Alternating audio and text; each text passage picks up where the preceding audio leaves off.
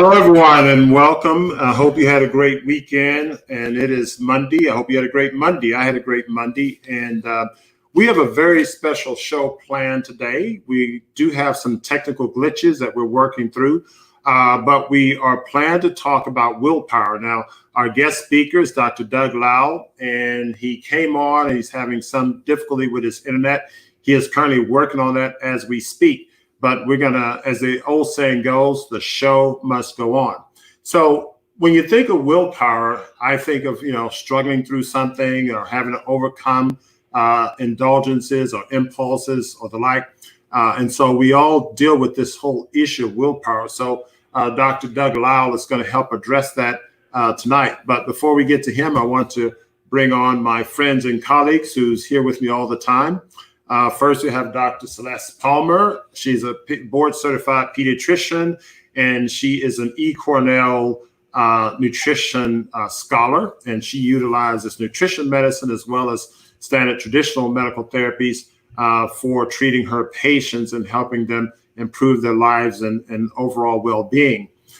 Next is Isosa Adosawam, a.k.a. Isosa E, a.k.a. Raw Girl. She's our certified nutrition specialist and behavioral coach. Isosa is in private practice, and she focuses on nutritional and behavioral counseling of her patients and clients internationally. And also Dr. Pamela Brewer, who has a functional medicine specialist and family medicine specialist. She has over 25 years of practicing in these areas.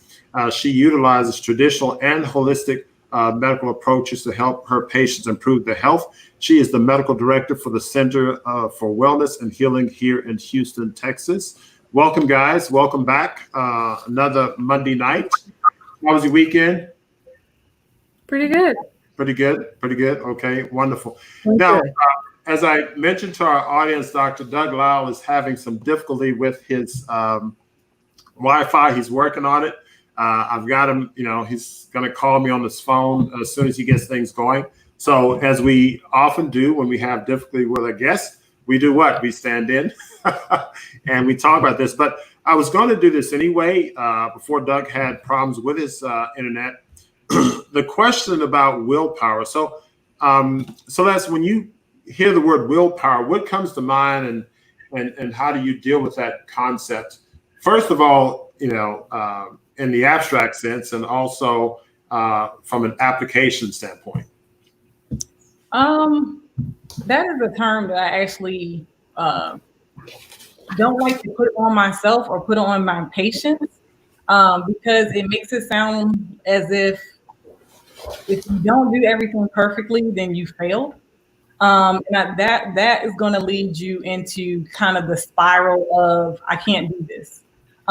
So the way I approach things, and I try to get my patients to approach big projects, as in lifestyle changes, is one day at a time. The body is very forgiving, and I'm specifically speaking about lifestyle and diet changes. If we have a favorite food, doing it, weaning things off. Some people they have the ability to just cut something one day and never go back. Some people cannot do that, and people are different in how they function. So, but in both cases, I like to take the one day at a time approach, and that's what I've had to do for myself too. Because we all have moments where we may revert back to our comfort foods. Mm-hmm. Even in the plant-based world, our comfort foods could be potato chips. On themselves. So that willpower is overcoming something. So Pam, what do you think? What are your thoughts when just say a word or two when what comes to mind when willpower is thought of?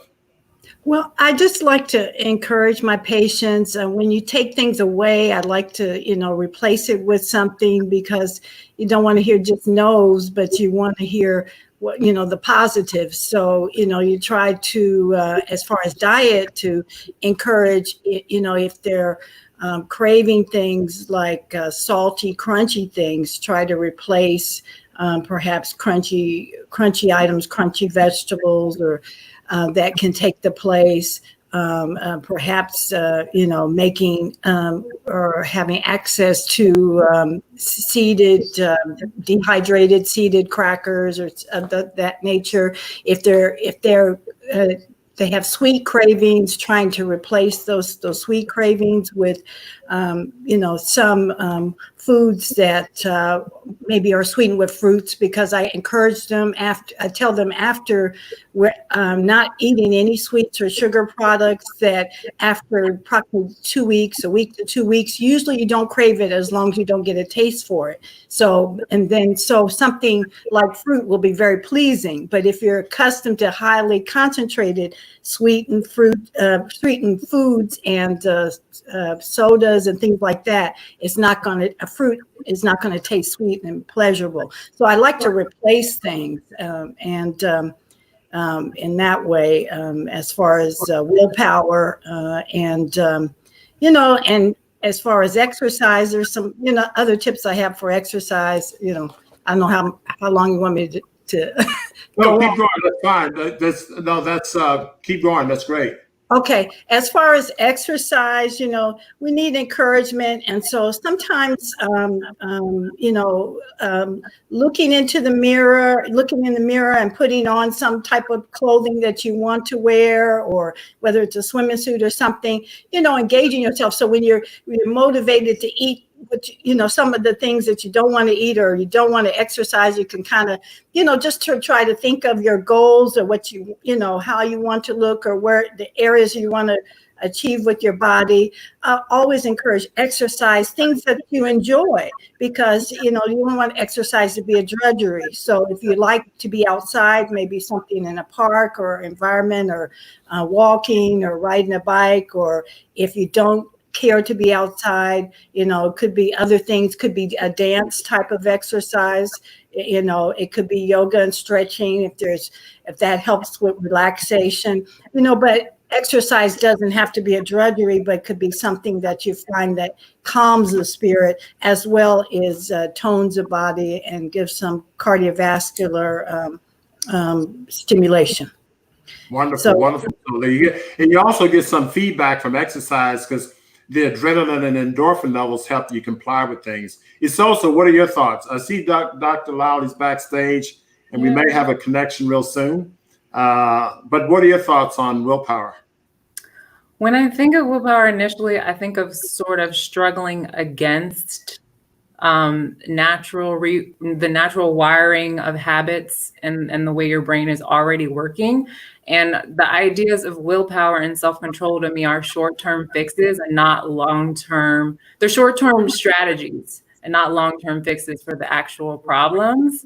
I think that the only way that you can really rewire habits is to gain enough momentum to encourage mindfulness and to access the subconscious mind to actually retrain the brain to do something different than what you've learned. And part of why it's so hard for people to change habits the older they get is because we've literally, through repetition, hardwired these habits into our daily lives. And so it's not just a matter of just being like, don't do that. And I totally agree with Pam. I find it very effective to, someone today was like, well, can I have ice cream? Thanksgiving's coming up. And I said, yes, you can have ice cream. It's going to be called banana and ice cream. And this is how we're going to make it. And he kind of like couldn't, he couldn't get upset because I gave him something. So, I do think that the brain works a certain way. We're hardwired to seek reward. And it makes sense that we should replace things. If you just take it away from somebody, they're going to feel like when in a moment of panic, overindulge, or, kind of go back on their diet, in quotations. Okay, that's excellent.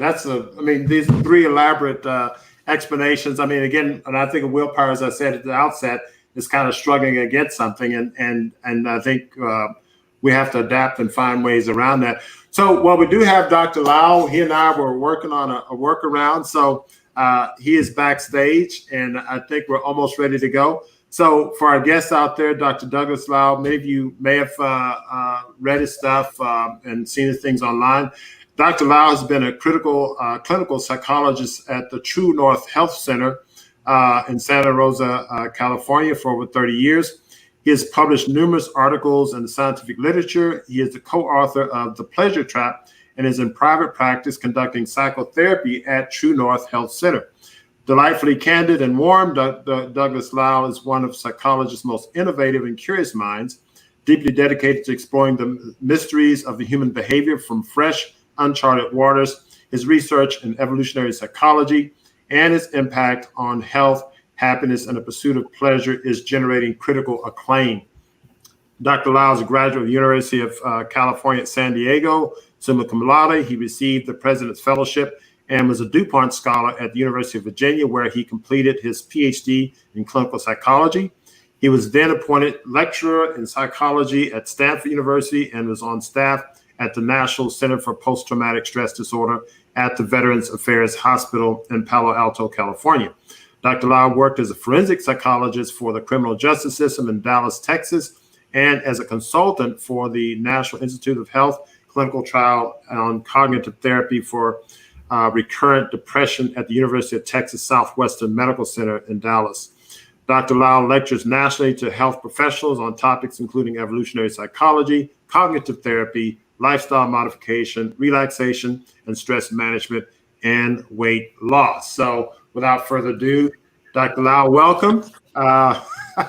We had some technical difficulties, but we overcame it. I think between the cardiologist and a clinical psychologist, we figured it out.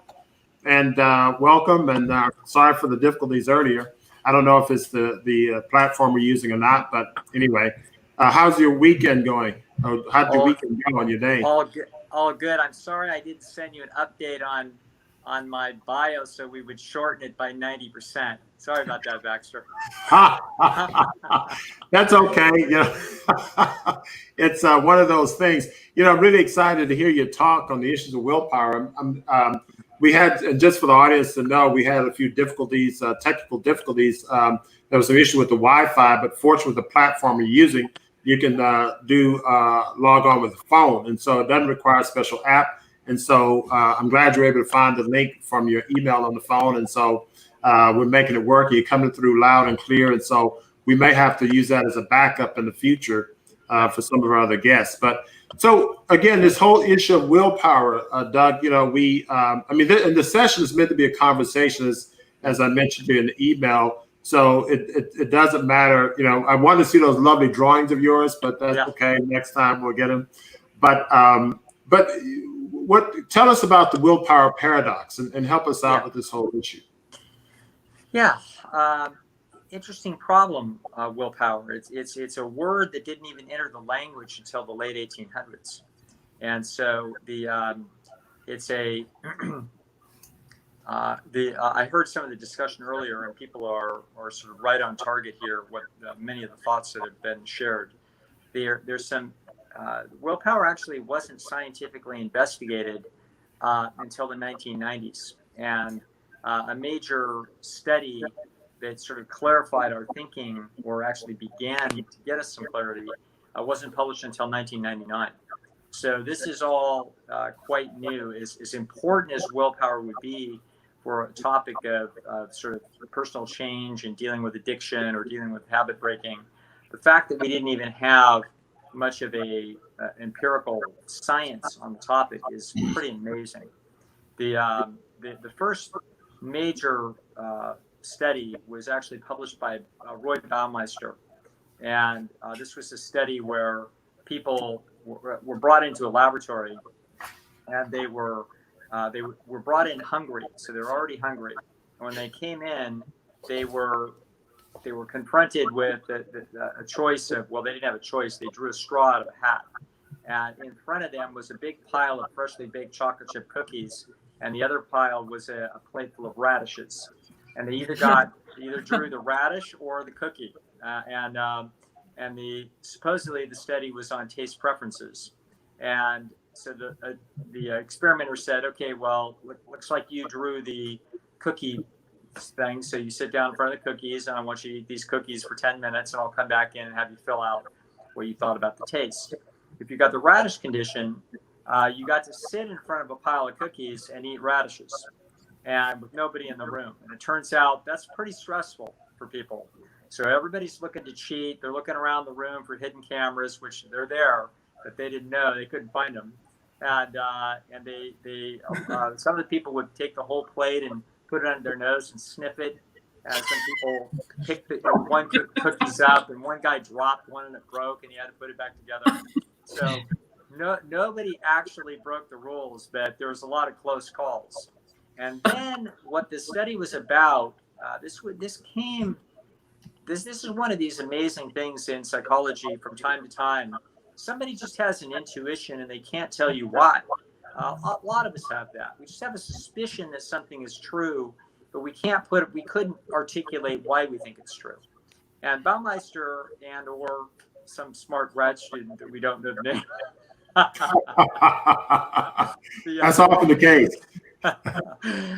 Came up with this idea for this study. And then what they did was, so after the person does this for 15 minutes and fills out their little form, they're told, oh, by the way, there's a study down the hallway that you're signed up for on, you've got to knock on the third door down. It's something about, geometric intelligence. So just knock on the door down there. So they go down there, and sure enough, on the door, it says geometric intelligence, and they're greeted down there. They come on in and they say, well, this is a study on geometric intelligence. A lot of times we use verbal or math, but a lot of times we don't ever test for geometric intelligence. And so that's what we're kind of interested in here. And so here's these drawings, and there's a way to draw these drawings without lifting your pencil. And so what we're interested in is how fast you can figure this out. And so here's a stack of paper, and here's going to be one of these drawings. And I'm going to leave the room, and you draw as soon as you got it figured out, and you know that you can do it. Then you ring this bell, and then I'll come in and I'll check and make sure that you figured it out. And I just want to see how fast we're keeping track, how fast people can do these things.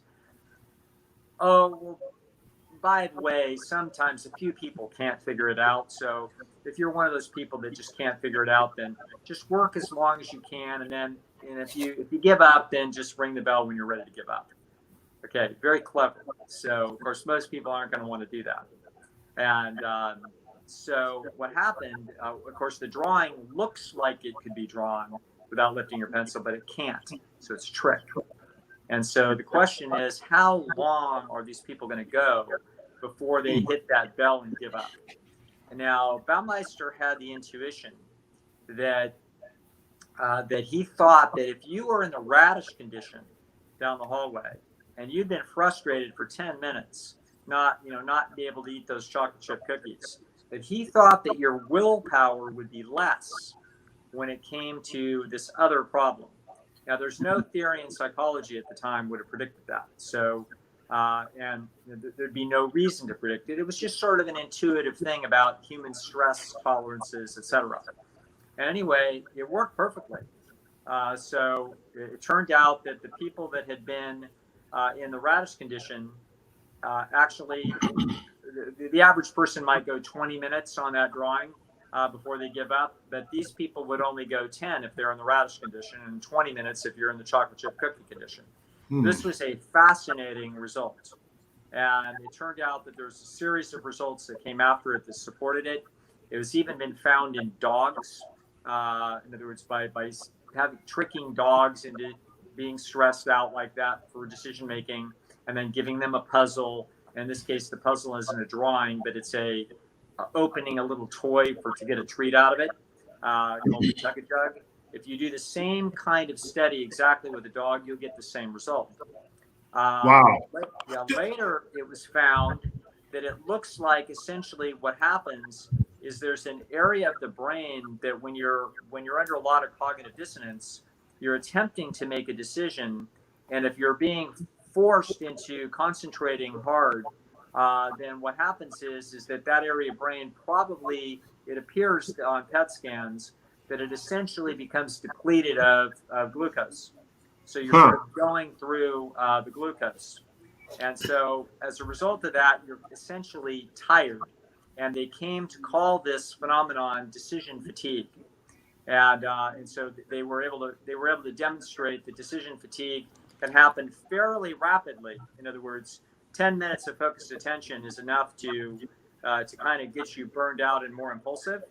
And then they went on to do an extraordinary study was done it was actually done at the University of Illinois.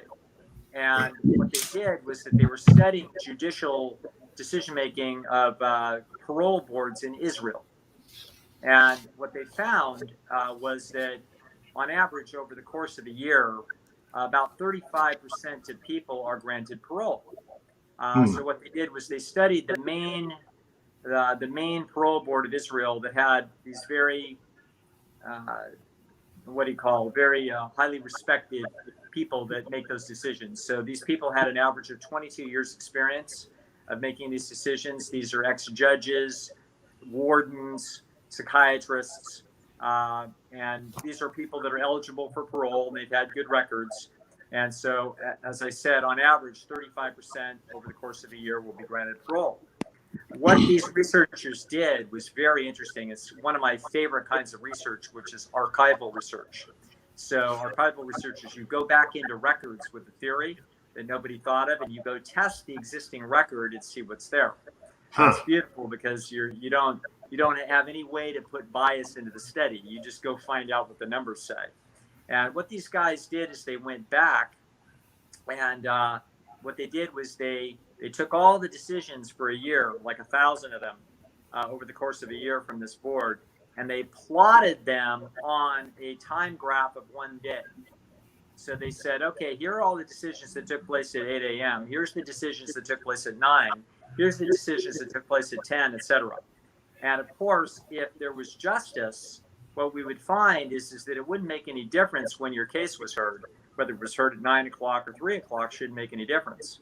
So the cases themselves are random in terms of the severity of the cases heard in the daytime. They don't hear the parking ticket guys at 9 a.m. and the axe murderers at 4.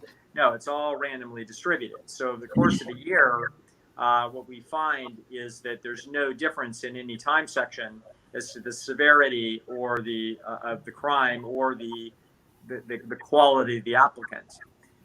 So the question is there any time factor in the decision making? Well, I have to tell you folks, the time factor was unbelievable. Wow. It turns out that if you were the first case heard in the day, your odds of going home were 70%. If you were the next person heard, it was about 10%. Wow. Yes. Okay. And then after that, after the second case, the judges go on a break and have a snack. And when they come back, you're back up to 70%.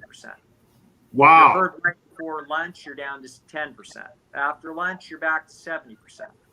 This is unbelievable. This is scandalous about what this is showing. It's called postprandial justice, where you know how to schedule a case. Doug, let me ask you this. I want to come back to I want to connect this and make sure I'm connected this in my mind correctly. So you started off with the hungry people going into the room, and I want to make sure I understood that experiment. I want to extrapolate to the concentration. So my recollection is you had the hungry people went into the room, and they drew straws, and if you drew the radish straws versus chocolate chip straws, I guess both people were exposed to both the cookies and the radishes. Is that correct?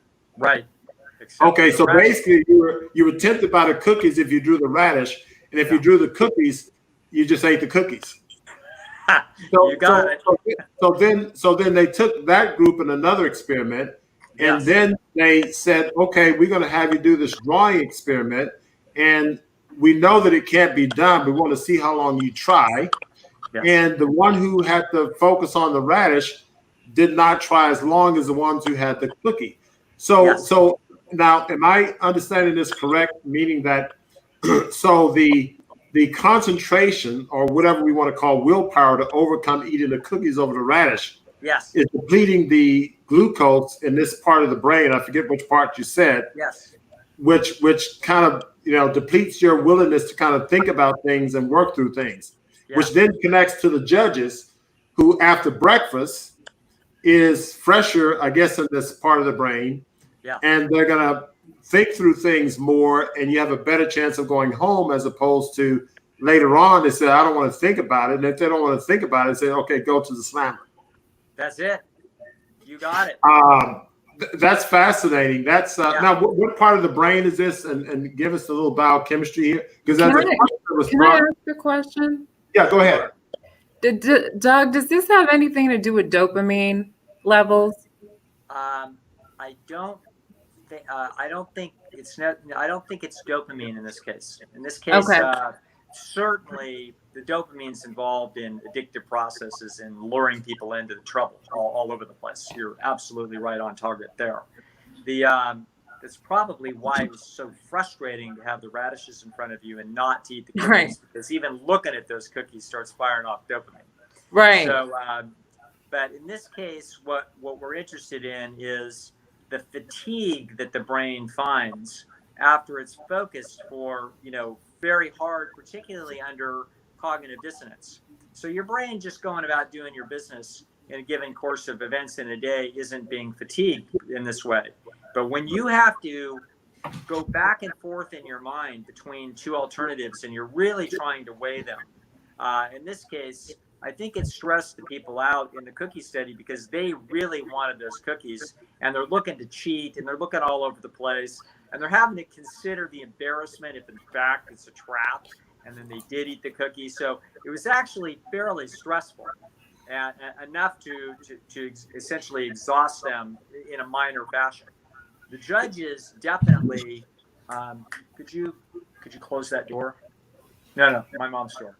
Thank you. In the case of the judges issue, the judges are working very hard to try to make a big decision for a man's life, and so they're factoring in a lot of factors. And the evidence indicates that when they write their opinion to release them, that those opinions are much longer than the opinions that say keep them in.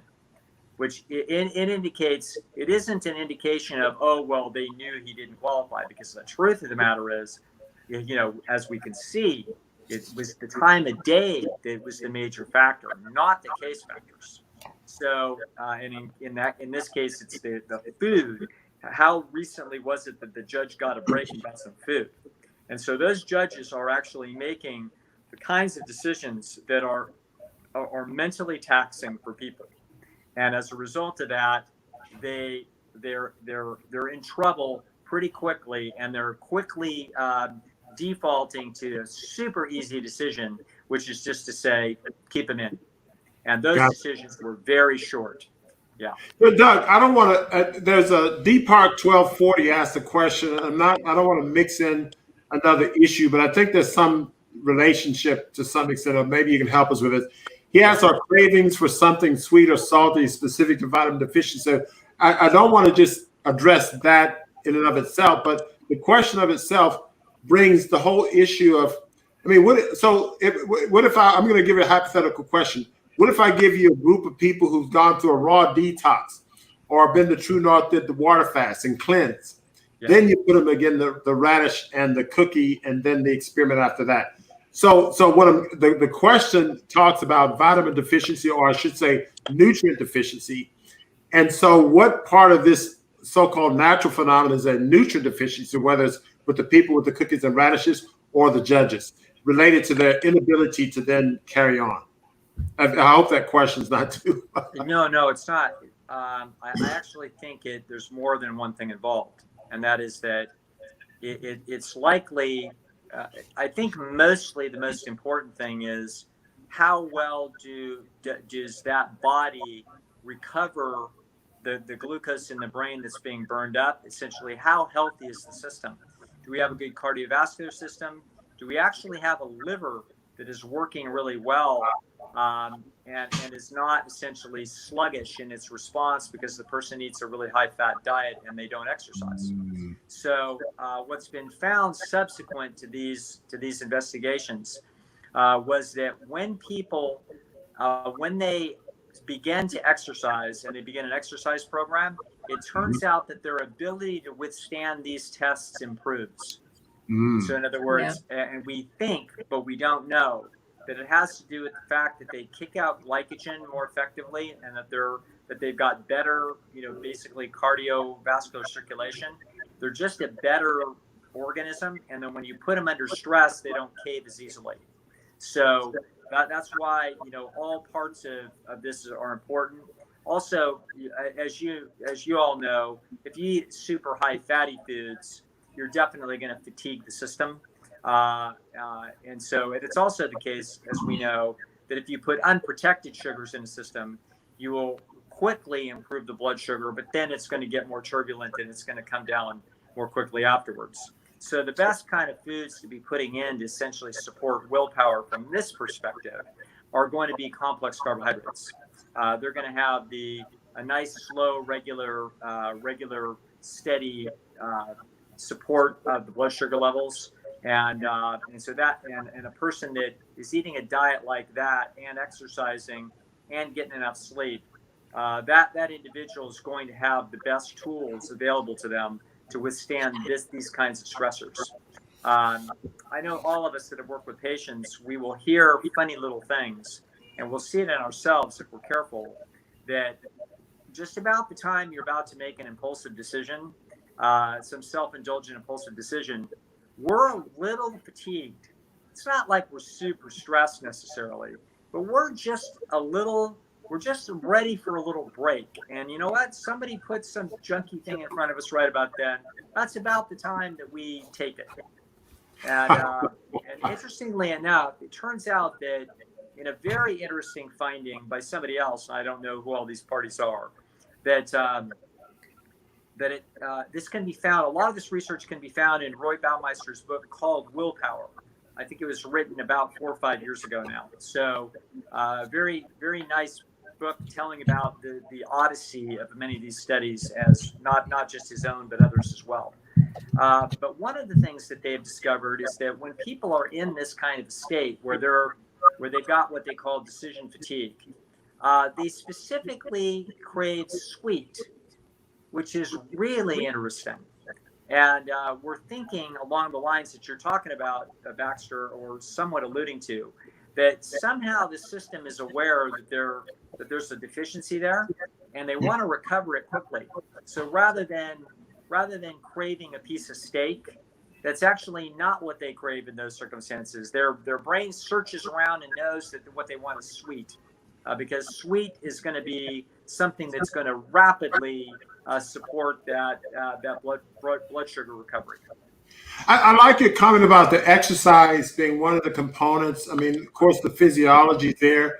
I remember there was an article published in New England Journal, it might have been New England Journal, years ago, talking about how exercise enables people to comply with a healthy diet more. And so yes. I tend to think of the higher endorphin levels because you're satisfying the pleasure centers of the brain. I mean, that's probably one thing, but you brought in some other factors, yes. Liver function and so on. And so I guess if you get someone in this loop of exercise and nutrition, yeah. it kind of works hand in hand. And so you deal with behavioral issues. What's been your experience with this? With exercise. No, go ahead. Oh, sorry. Exercising?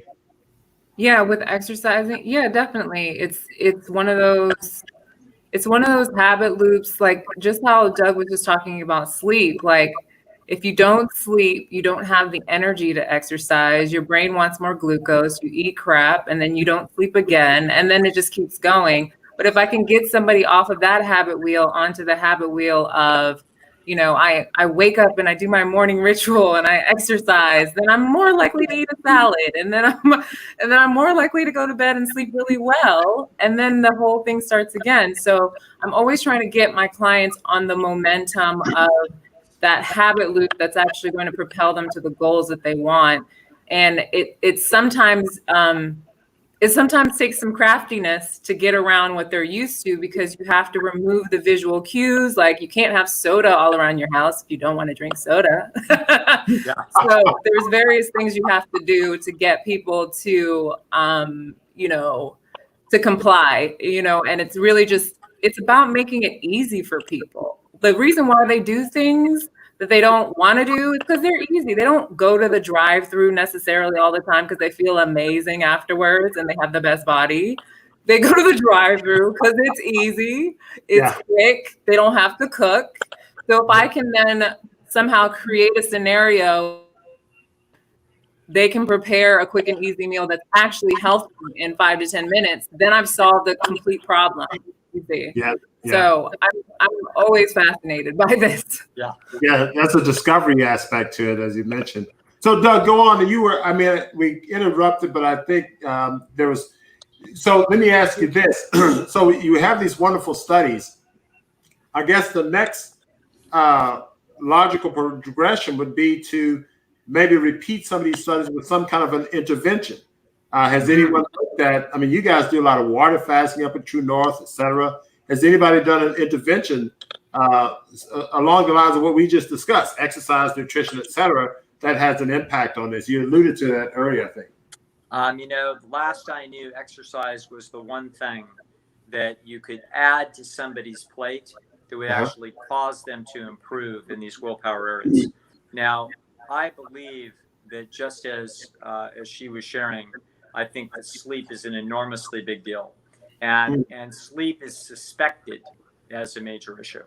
And so I'm not on top enough of this literature to know whether or not anybody's really made any real impact or any investigation. However, I do know that there's been many investigations on sleep and all kinds of functions, and that it's a major variable that is in our whole plant-based world.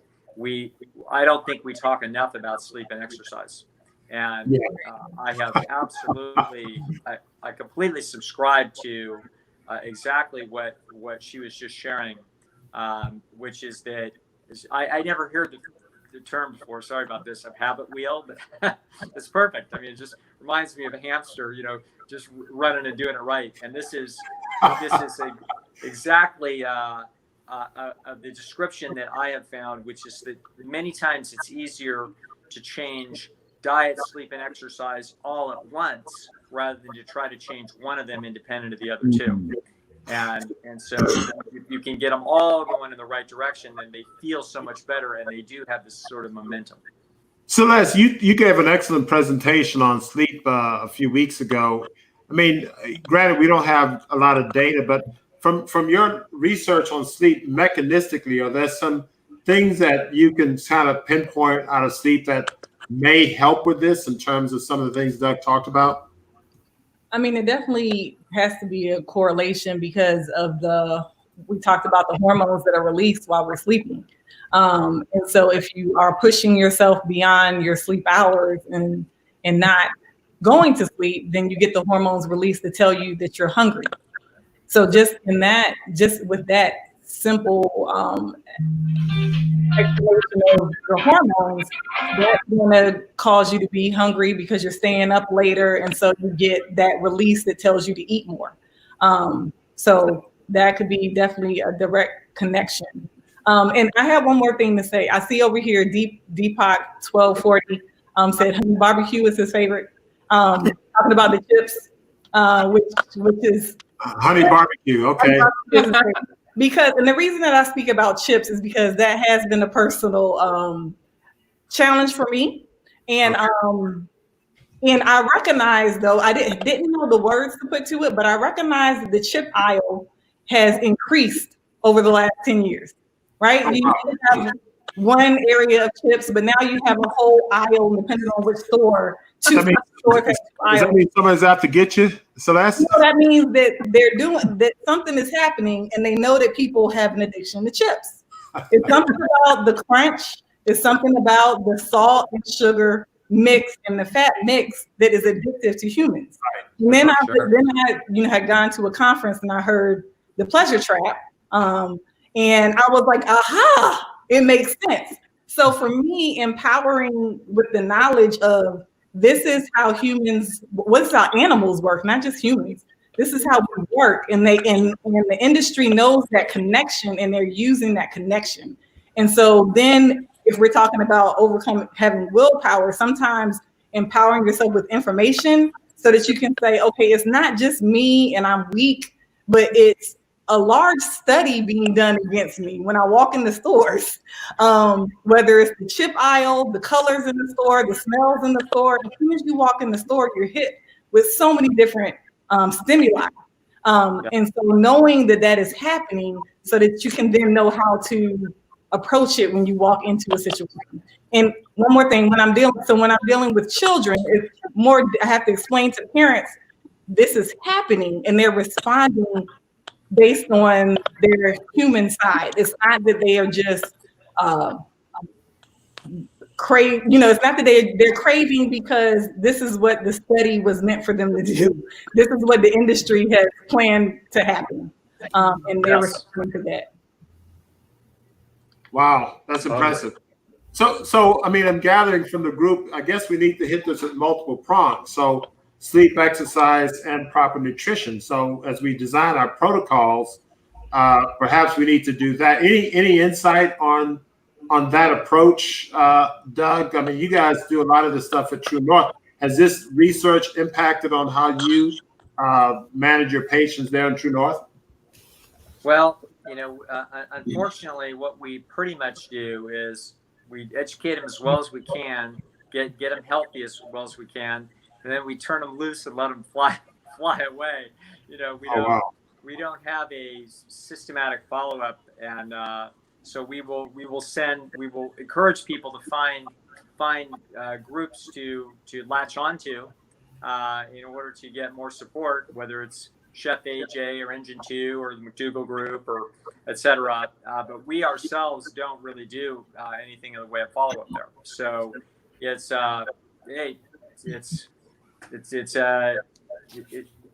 is a hard road, for people. And so I let them know that reach out and find other people. We've got a nice number of doctors around the country, like yourself, Baxter, and others that are have educational outreach platforms, and this very often people need to latch on to a group where they make some connections and get some support and ongoing encouragement.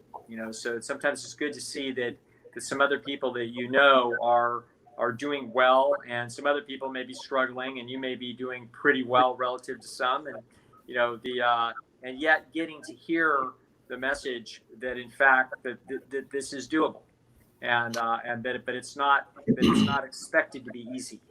And so that's what we let people know, that the most important thing, as one of the ladies was mentioning, that one of the most important things to do is to try to work very hard on your environment. Your environment is it's much easier to fix your environment than it is easy to fix yourself. You are inherently designed beautifully, and so to try to change yourself or magically increase your willpower, self-control in the face of the pleasure trap, this is exceedingly difficult to do. Now, some people have the capacity to do this, but it's not common.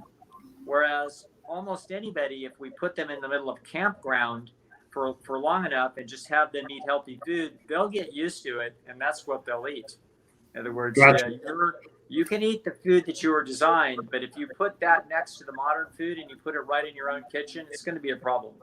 So we say work harder on your environment than you do on yourself. So Doug, I want to take that. I think what we talked about is really touched on that, but I want you to kind of zero in on that, especially for some of our guests who are just chiming in. That whole, what you just said, is better to change your environment than to change yourself, because willpower is all about changing yourself. I gotta avoid that rash. So let's say I'm walking into your clinic and I eat potato chips and honey barbecue all the time, and I'm not on a whole food plant-based diet. I don't sleep. I don't exercise. Walk me through that. Change my environment and not myself in terms of fixing that clinical problem. Right. Well, a person like that's a big train wreck. So they better have a lot of motivation. Alan says the only thing that'll help then is excruciating pain or the fear of imminent death. So fortunately, when most of the people that walk through our door are pretty darn motivated, they're pretty knowledgeable, and so most of us in this space our people that are listening to us are actually, they're way more knowledgeable than the average bear, and they're a lot more motivated than the average bear, but they still struggle. And one of the things that happens is that often when they struggle, they infer that it is in fact their willpower weakness, that they don't somehow have the magic juice. And that's a mistake, because the truth of the matter is that this problem of trying to defy your instincts of going for the richest food in the environment, this is not a problem you were designed to solve. You were designed to solve exactly the opposite problem. Use every bit of intelligence and memory system in order to make sure you don't forget where the rich food was and make sure you go get it. Wow. You're literally engineered exactly backwards for the modern environment. Wow. So your willpower is actually saying, don't take no for an answer. Get down to the store and get some ice cream. That's where it is. That's a great point. This takes an upside down approach that says, okay, we're not going to be working on you. We must work on your environment. We have to take you back to an environment where what's surrounding you is much more natural. So we can talk about sleep and sleep deprivation. People are up looking at all kinds of digital media with the lights on all half the night. If you go to a place where that's not true, suddenly all the insomnia problems melt away. And people get rested, and then they feel like exercising because for the first time they're finally rested. So the insomnia problems are and the short of sleep problems are totally 100% an artifact of the modern environment. Okay. Wow. Well, that's nothing compared to what was just being described about the stores. In other words, when you walk in the store, and I haven't heard it that way. Yeah, you're a lab rat.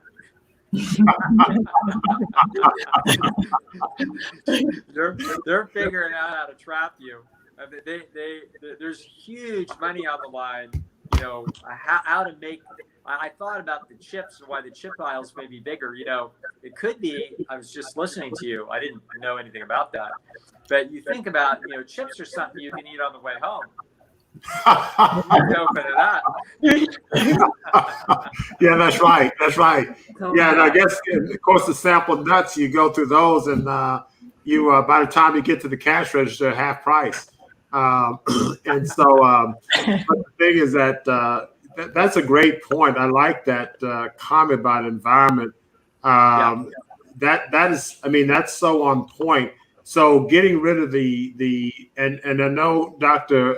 Pam Atkins is always talking about that, getting the cell phone out of the room and turning the TV off and powering down. I guess maybe building a garden in your backyard or something like that, bringing a natural environment to some extent. That's fascinating. Jackie Jones says you have to eat with your mind and not your taste. And so I don't want to butt heads with Jackie Jones, but how do y'all address that? It seems like the opposite of what we're talking about necessarily, right? I don't think that works. That's difficult in pediatrics. Yeah. My goal is to make the healthy food taste so good that you forget about the thing. You get reconditioned to this new taste, because all of those other tastes are false tastes anyway. You're addicted to sugar, you're addicted to salt. That's not real. But when you start to get to the bottom of eating real food and you start to be able to taste, oh, this is basil, oh, this is this flavor, then you can still be a foodie. I always say people always used to imagine me in my room crying and eating an apple when I was a raw food. And I'm like, no, I actually really enjoy gourmet food, and you should too. I agree. I think I do believe that, I think with adults, it is hard for children, but I think we should teach adults to live, to eat to live and not live to eat. But as Isosa says, that we can, there is such flavorful foods that are healthy And, but we have to learn how to prepare foods to make them vibrant and healthy and full of different herbs and spices. And we can stimulate our taste buds. And I also wanted to say, that I mentioned to Doug, when you say control your environment, you have to watch sabotagers and sabotaging environment, because many times we live with sabotagers, and so that is a hard thing, if you're the only one trying to make changes and everybody else is eating differently, it's difficult. Or if you have to go to a wedding or a family reunion and there's all the wrong foods there. So I tell my patients to eat before you go, take your snacks or whatever in your purse or your bag or whatever. And, but, to go to socialize, to have mentally go to socialize that you're not there to eat, but don't go hungry, like don't go to the grocery store hungry, because you set yourself up to fail, So. Yeah, that's important. These are all environmental factors. And I never, we often talk about that, but I never in counseling patients consciously think of, okay, I'm changing your environment. I want you to change your environment. We sort of tell them these things. We don't sort of, at least I've never verbalized that in the way you have. It's not about changing you, but changing your environment. And I think to verbalize that so that the patient gets the big picture is really critical. Doug, there are a couple of questions that we had sent ahead of time. I'm going to read these. I think I sent it to you. Everyone should have had them. But Jeff says, Dear Dr. Lyle, I'm frustrated by my self-sabotage. It has been a lifelong battle, and I'm in my 73rd year. Eating has been a source of comfort for me, stressful times, despite my knowledge of the harm I'm doing to myself, and despite the guilt I feel after I self-harm with food. There have even been just a few occasions when I've even forced myself to vomit because I felt so uncomfortable with what much I ate. In general, my indulgences are simply enough to keep my health on edge of bad and my weight up. Do you have any suggestions I can use to redirect my self-soothing to a healthier outlet? Now, there's a lot there, and I imagine you may need more time than a few minutes on a YouTube channel. But are there any words for Jeff you can provide? Maybe. Yeah, a little bit. Let me tell you a little bit of a scary trap that there's several versions of this out there. There's several problems in this road, but one of them is that when people get a little impulse to live really healthily, which this gentleman has many times, I'm sure. When you get that little impulse, you'll have another little countervailing impulse saying, "Ooh, we're in the metal cage then." You know what I mean? So no, you find yourself resisting it, and essentially not wanting. You're like a cat not wanting to go to the vet. Like, no, I'm not going to go in the box yet. And so we can feel that essentially the demands of doing it that way are going to be too high, and that we're going to find ourselves bucking against it. And then when we fail a little bit, we kick over the table out of sort of a quite an internal embarrassment. What I want people to do instead, like for example in this gentleman's case, is a way to do this is not a trick. It's actually the truth. And the truth is, healthy living is absolutely worth an experiment for once in your life. For once in your life, it's worth it to say to yourself, okay, I'm going to take August. That doesn't mean that on July 31st, we're down at, Steak-and-Stein. Okay? But it means that August, we say to ourselves, okay, this is a month, unfortunately, with 31 days in it. I'm going to do it right. Okay? I'm actually going to do it right. And I'm going to see what happens. And at the end of a month, I'm going to see what it feels like and what the whole experience is. And then I'll be in a better position to make a decision whether on September 1st, I want to go and eat some Cracker Jacks and McDonald's, or whether or not this feels really good and I want to continue. So the notion is tell yourself honestly, and reasonably that it's a reasonable experiment to run. And we're not trying to trick you into becoming a saint. We're trying to actually put you in a position so that your unconscious mind can run an honest cost benefit analysis on what is really worth it to you. And for me, I'm not perfect, and I don't seek to be perfect, but I seek to do well so that I feel good. And when I occasionally get self-indulgent, I feel good enough most of the time that I can feel the difference. I'm not sick. I just don't feel good. And that's the state of my organism is telling me, you know what? That was some self-indulgent crap you just did, and we can feel it. So it sounds like what you described there is kind of like a detox. You guys do that at True North. You do a finite period of time where I'm going to do it right. And you go to the extreme, and then you feel that difference. And so then that's on the psychology of things, you have that counter sensation to say, okay, it really feels good to eat, raw food or whatever, plant-based food or whatever you're eating, compared to eating that, French fry or hamburger. So you got two counterposing sensations that now there's more of a balance, I guess. Yes. In terms of the feeling, so that the cars. The other question. Can I interject something there too? Yeah. With that question as well, everything you said was amazing. The other thing I would say is when I hear that question, I hear an issue with the relationship to food. Mm-hmm. And the relationship to food is influenced by many factors. A lot of times when we're kids, sometimes, as a reward, we got sweets, and then we become conditioned to associate food with pleasure. Every time we want to feel good, we go to pleasure, right?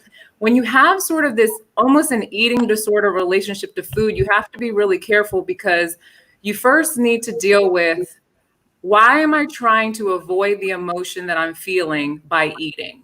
And so that person needs to start to learn how to be mindful in the moment that they have the impulse to go overeat, figure out what it is that they're feeling, and then they need to release the emotion in a healthy way. Sometimes I tell my clients to go boxing, go call your friend, go journal, do whatever you got to do, but you need to figure out what I'm feeling and release it in a healthy way, because what you're doing with the food is you're self-medicating and you're shutting off your emotional impulses, because for you, it's uncomfortable to feel that emotion. Wow. I like that. I like that.